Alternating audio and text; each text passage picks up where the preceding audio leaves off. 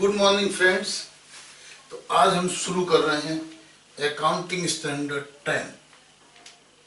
Accounting standard 10 for fixed assets. Fixed assets के बारे में है अकाउंटिंग स्टैंडर्ड 10। ओके, तो सबसे पहले हम समझेंगे क्या होती हैं फिक्स असेट्स। तो फिक्स असेट्स की दो कंडीशन है। पहली कंडीशन है it is held for use in production और सर्विसेज,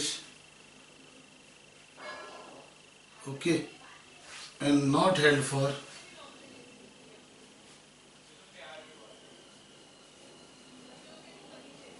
trading। तो जो भी असेट्स हैं, assets held for use in production and assets not held for trading, ये असेट्स हमारी कहलाती हैं फिक्स असेट्स। तो फिक्स असेट्स होने के लिए क्या है कि असेट्स है for use in production and asset but before capitalization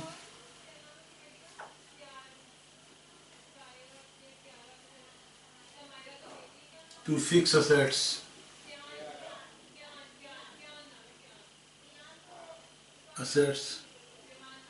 we have to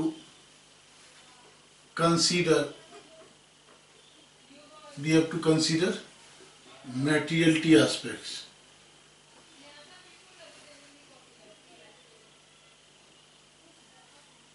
Materiality aspects, that means very small or insignificant amount should not be capitalized even if held for use in production public services। तो यदि but before capitalization we have to consider materiality aspect, यानी जो बहुत ही छोटे very small और insignificant amount है, this should not be capitalized even if these are held for production or use। okay,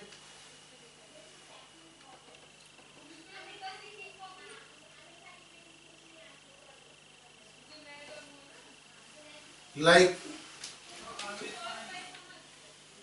तो जो like स्पेयर्स हैं, spheres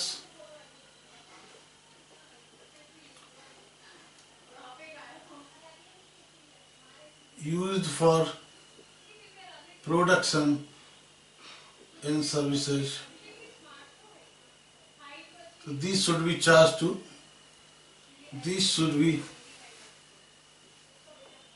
should normally be charged to P&L केवल except where they are integral, जबकि वो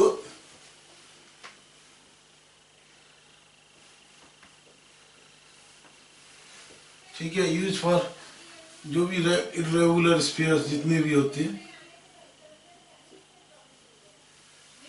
except where it is an integral part of machine।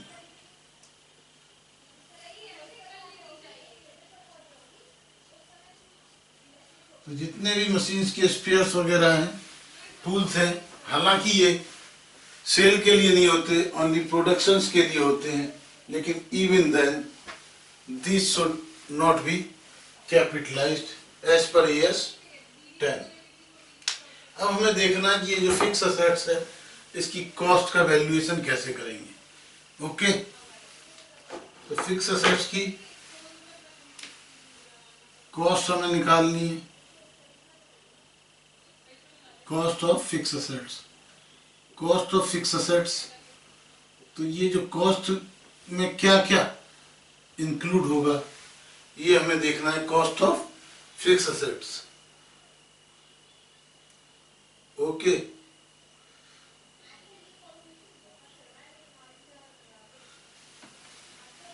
तो उसकी purchase price और यदि बाहर से इंपोर्ट हुई है तो इंपोर्टेड प्राइस। ओके, प्लस इसमें प्लस करेंगे नॉन रिफंडेबल और नॉन एडजस्टेबल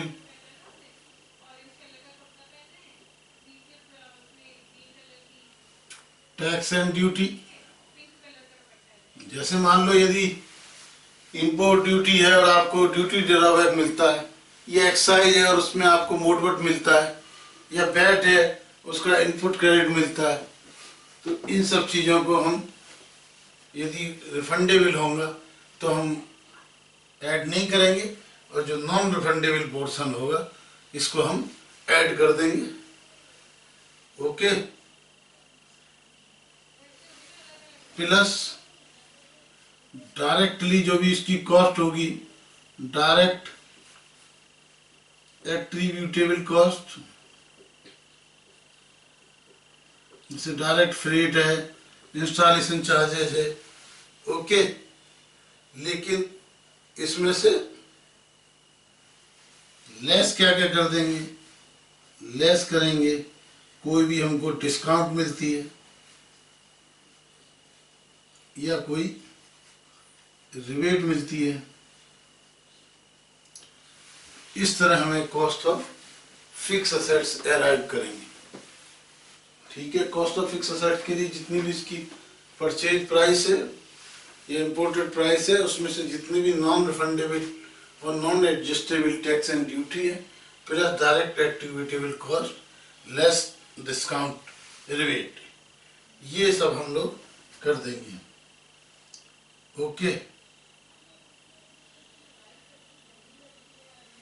इसके अलावा और क्या क्या होगा,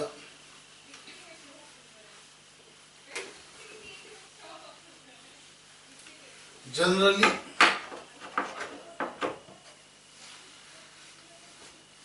नोट यहां पे लिखिए, नोट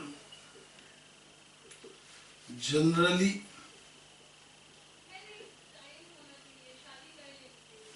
एडमिनिस्ट्रेटिव, जनरली क्या, administrative and general expenses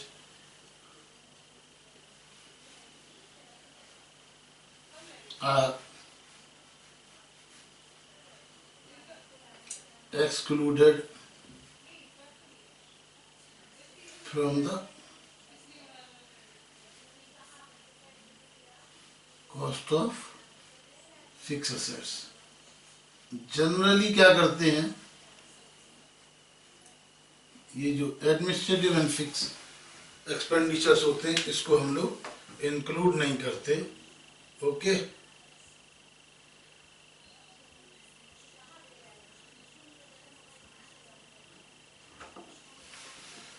okay, बल्कि यदि कोई स्पेशली भी होते हैं तो इसको स्प्रेड कर देते हैं ड्यूरिंग द ईयर्स। लेकिन कोई एक्सक्लूसिव चार्जेज हैं, ओनली एक्सक्लूसिव चार्जेज हैं तो ऐड कर सकते हैं, देन ऐड। जैसे बेटे क्या हुआ, कस्टम क्लियरिंग एजेंट को हमने हायर किया हुआ है, जनरली उसको पर मंथ देते हैं, है ना, तो जनरली उसको नहीं हम इंक्लूड करेंगे। लेकिन यदि एक्सक्लूसिव वन कंसाइनमेंट के लिए यदि उसको जनरल एंड एडमिनिस्ट्रेटिव चार्जेस हम for the clearance custom clearing agent को देते हैं तो हम उसको इंक्लूड कर सकते हैं। और क्या क्या ऐड करेंगे कॉस्ट ऑफ फिक्स असेट्स में, देखिए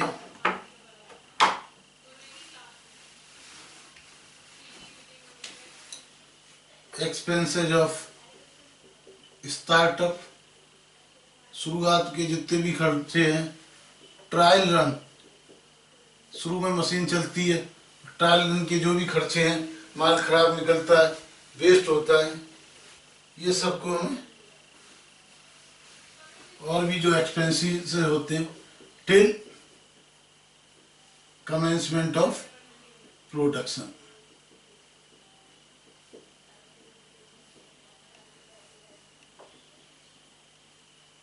जब तक प्रोडक्शन स्टार्ट नहीं होता तब तक के जितने भी एक्सपेंडिचर्स होते हैं, है ना। लेकिन जो ध्यान रखने वाली बात ये, don't capitalise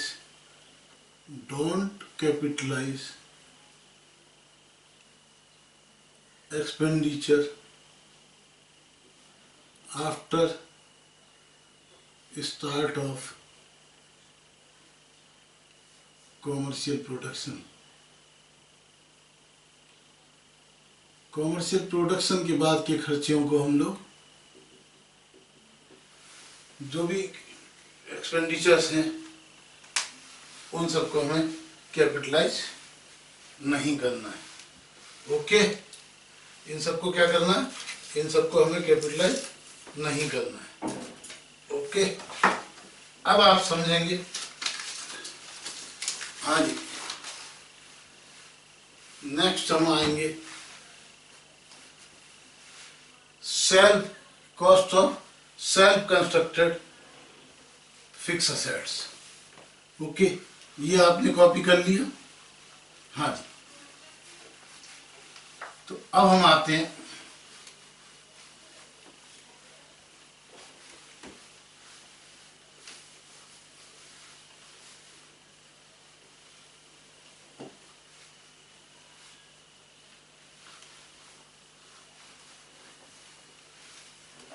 cost of self-constructed assets.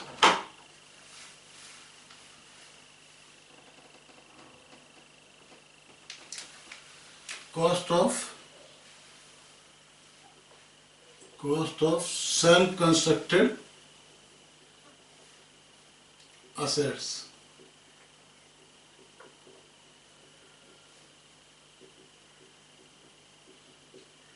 Cost of self constructed assets हमें निकालनी है। Okay, cost of self constructed assets.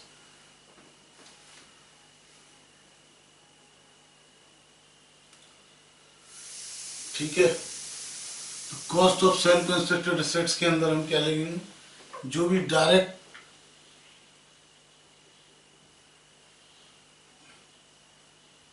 Related cost, material, labour, overhead की directly related cost plus attributable directly attributed cost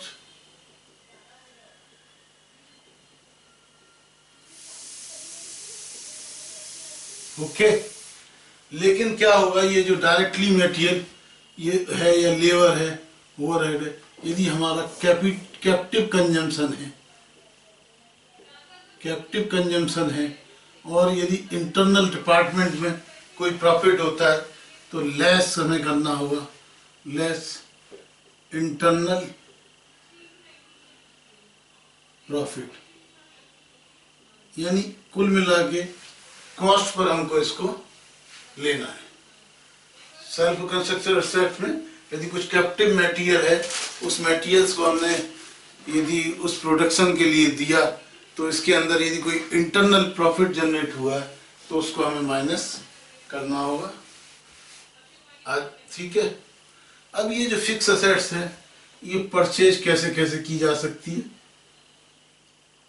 ये जो फिक्स असेट्स है ये purchase की जा सकती है, कैसे कैसे, हाँ जी, ये की जा सकती है कैश में और कैश इक्विवेलेंट की बात है बैंक से। ओके, कैश में की जा सकती है अगेंस्ट शेयर्स, डिवेंचर्स और अदर सिक्योरिटीज।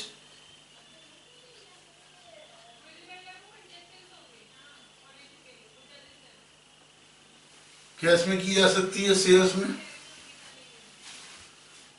हायर परचेज में की जा सकती है। हाँ जी, हायर परचेज के अंदर असेट्स की जा सकती है।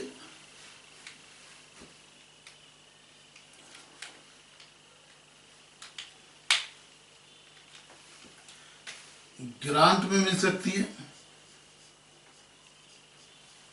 जॉइंट वेंचर में ग्रांट में, जॉइंट वेंचर में, एक्सचेंज ऑफ असेट्स में, या कंसोलिडेशन में।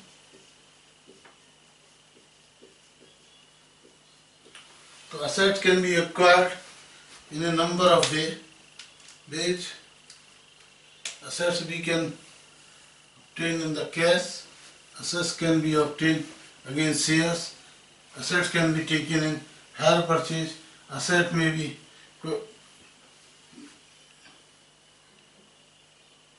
we may get it by grant, JV.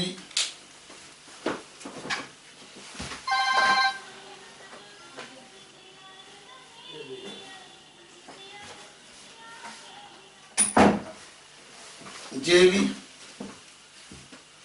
assets may be in exchange and assets consolidation. इतनी तरह से हमें मिल सकती है assets. ओके, तो अब हमें देखना क्या है कि इन सब केसेस के अंदर हम इसको रिकॉर्ड कैसे करेंगे। इस सब को हम मिटा दें। यस, तो ये हम सब मिटा देते हैं।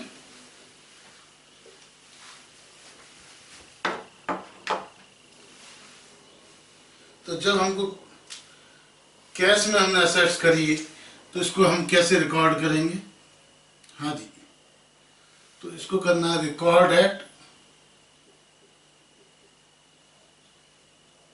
Purchase price,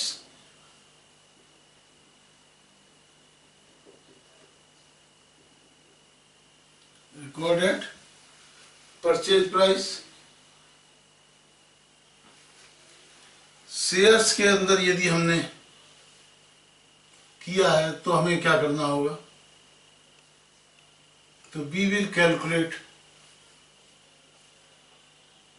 fair value of shares oblique securities and fair value of assets, दोनों की वैल्यू लेंगे। ओके, इन दोनों में हम देखेंगे विच इज क्लियरली है, which is more clearly evident, जो भी ज्यादा सार्थक लगे, एविडेंट लगे, उसमें से या तो हम ये और ये इनमें से कोई एक वैल्यू ले लेंगे शेयर्स डिवेंचर्स के केस में। ओके, हायर परचेज के केस में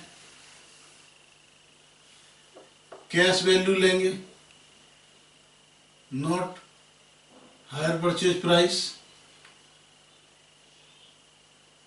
डिफरेंस फाइनेंशियल में डालेंगे। ग्रांट में हम क्या करेंगे, जो आपको अकाउंटिंग स्टैंडर्ड और ग्रांट बताया उसके हिसाब से लेंगे। ठीक है,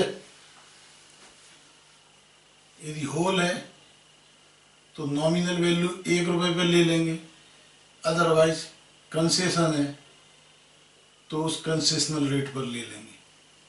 ओके, जॉइंट वेंचर में according to agreement and fair value के कंपैरिजन से। अब एक्सचेंज में क्या करेंगे, एक्सचेंज के अंदर fair value of asset transfer and fair value of assets acquired, ये दोनों में देखेंगे सेम जिस तरह हम शेयर्स के केस में क्या करते थे, विच इज मोर एविडेंट। तो हम इनमें क्या चूज करेंगे, विच इज मोर एविडेंट। जो भी मोर एविडेंट है उसको हम कंसीडर करेंगे।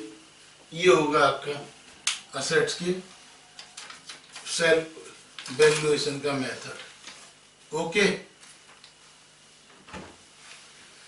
हाँ जी, समझ में आया? Yes sir. तो अब हम नेक्स्ट लेंगे डिस्पोजल ऑफ फिक्स असेट्स।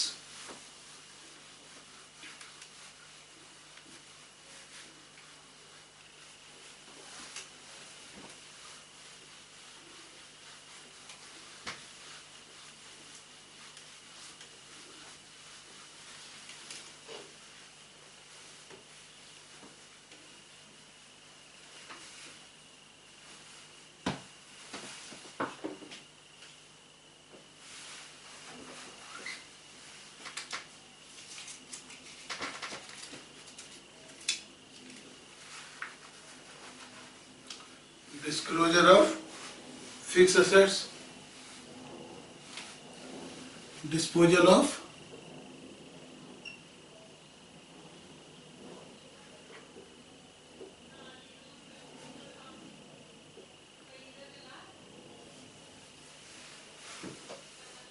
तो डिस्पोजल ऑफ फिक्स असेट्स में हो सकता है gain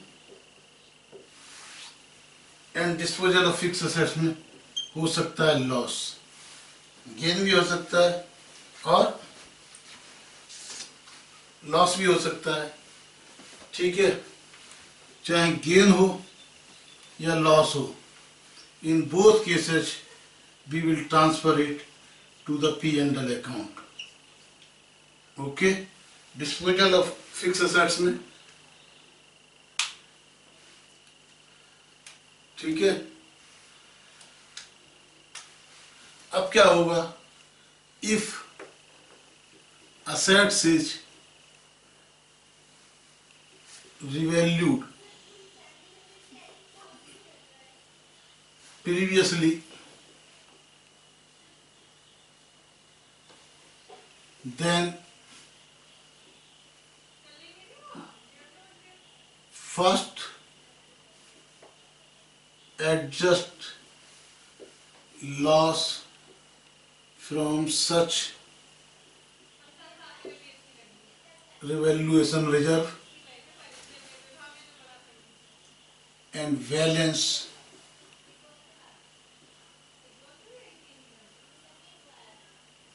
to be transferred to P&L account. Okay.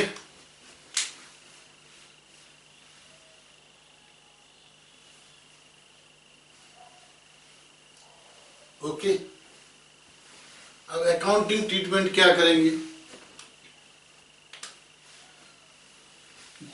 सबसे पहले हम कैलकुलेट करेंगे सेल प्रोसीड, और सेल प्रोसीड में से लेस नेट बुक वैल्यू,